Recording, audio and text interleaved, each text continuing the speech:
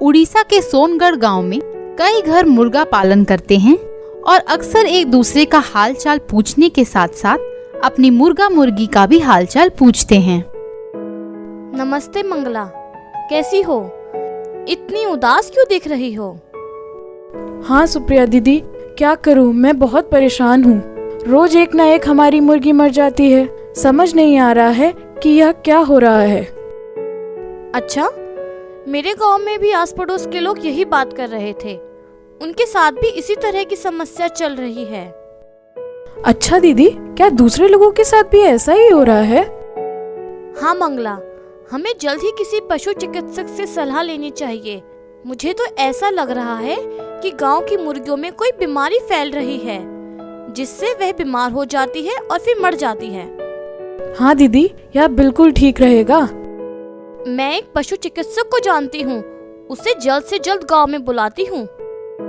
अरे सुप्रिया दीदी, कल तो हमारे एसएसजी में पशु चिकित्सक डॉक्टर अमृता भी आ रही हैं। हम लोगों को अपनी सारी परेशानियां उनसे साझा करने का मौका मिलेगा।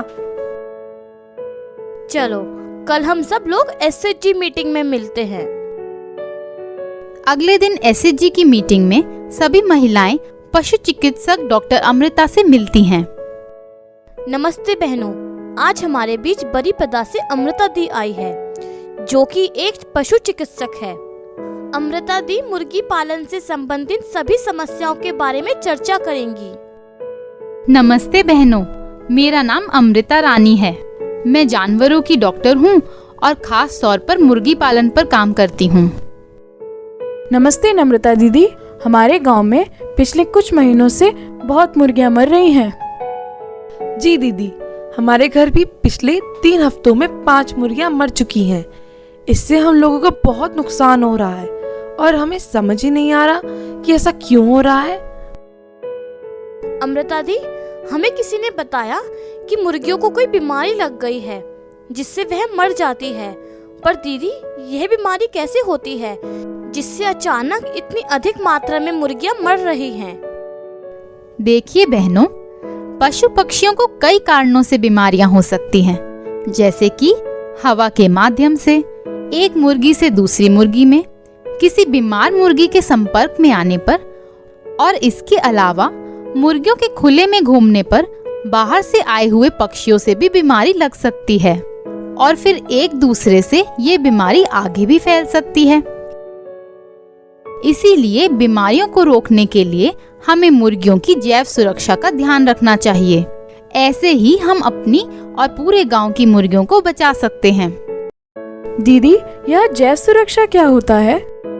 जैव सुरक्षा का मतलब होता है हम कुछ ऐसी आदतों और उपायों का पालन करें जिससे जानवरों और पक्षियों में बीमारी को फैलने से रोका जा सके। जैसे हमारी मुर्गियों में जंगली पक्षी, बाहर से आने वाले पक्षी और दूसरे प्रजातियों के पक्षियों से भी बीमारी के विषाणु आ सकते हैं। जब यह उनके साथ खाना या दाना चुगते हैं या एक ही तालाब से पानी पीते हैं और एक ही बाड़े में रहते हैं, तो इन सब बीमारियों से बचने के लिए यह जरूरी है कि हम अपनी मुर्गियों को एक सीमित दायरे में जाली के अंदर रखें, जिससे मुर्गियां संक्रमण से दूर और सुरक्षित रहेंगी। अच्छा अमृता दीदी, और किन बातों का ध्यान रखना चाहिए?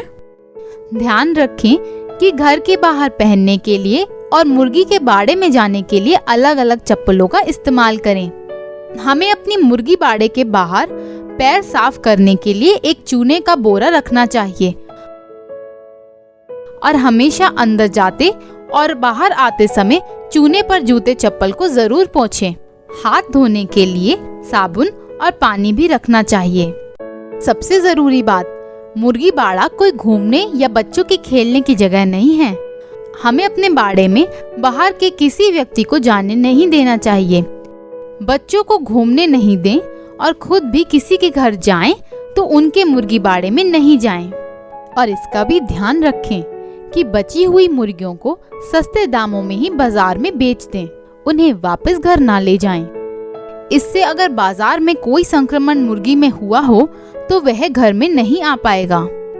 और जो हम त्योहारों में मुर्गियों की लड़ाई में शामिल हो जाते हैं, वो भी बहुत गलत है। यह मुर्गियों की जान और कल्याण के लिए अच्छा नहीं है। इससे बीमारियां भी फैलती हैं, इसलिए इसमें शामिल नहीं होना चाहिए।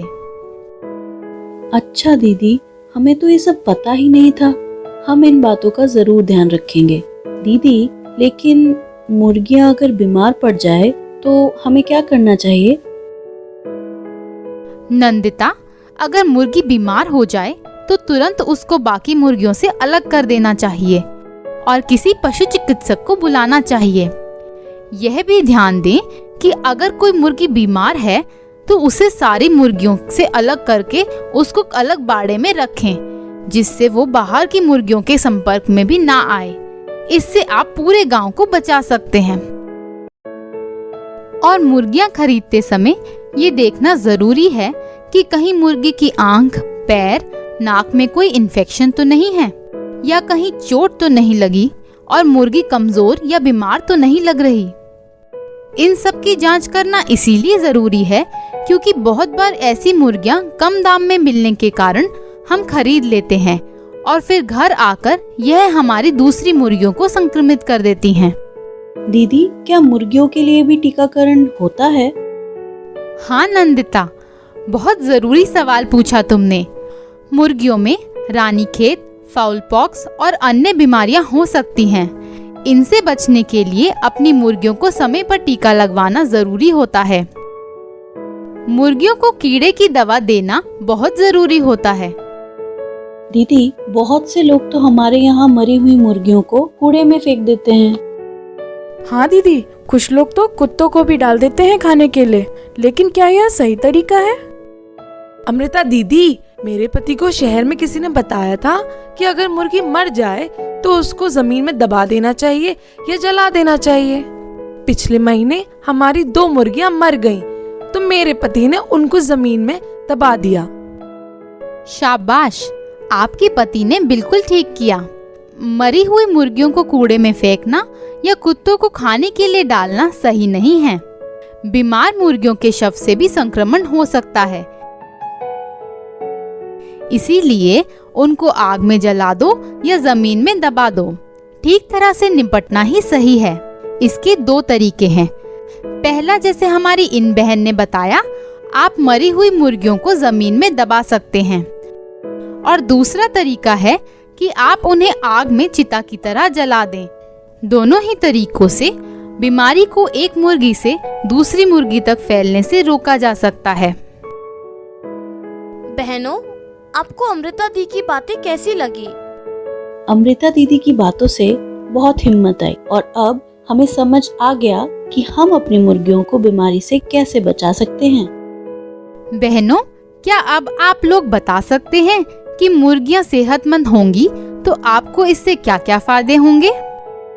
अमृता दीदी, अगर हमारी मुर्गियां सेहतमंद होंगी तो हमको और हमारे घर वालों को अंडे और चिकन जैसे पौष्टिक आहार खाने को मिलेंगे और हम कुछ अधिक मुर्गी पालकर नियमित रूप से बाजार में बेचकर अच्छा रोजगार बना सकते हैं और अपने घर को आर्थिक रूप से भी संभाल सकते हैं। बिल्कुल ठीक बहनों, आप जैव सुरक्षा के सारे बिंदु पर ध्यान दें और आपको यह दोनों फायदे अवश्य होंगे। धन्यवाद दीदी। मुर्गियों की जैव सुरक्षा क्यों जरूरी है? मुर्गियों की जैव सुरक्षा इसलिए जरूरी है क्योंकि इसका पालन करने से हम मुर्गियों में होने वाली बीमारियों को फैलने से रोक सकते हैं और साथ ही साथ मुर्गियों का स्वास्थ्य भी बना रहता है। मुर्गियों का स्वास्थ्य अच्छा रहने से अधिक मुर्गी और अंडे मिल पाएंगे, जिससे न केवल परिवार के सदस्यों को अत्यधिक पौष्टिक आहार मिलेगा, बल्कि बाजार में अंडे और मुर्गी को बेचकर अच्छा रोजगार भी बनाया जा सकता है और खुद को आर्थिक रूप से सशक्त किया जा सकता है।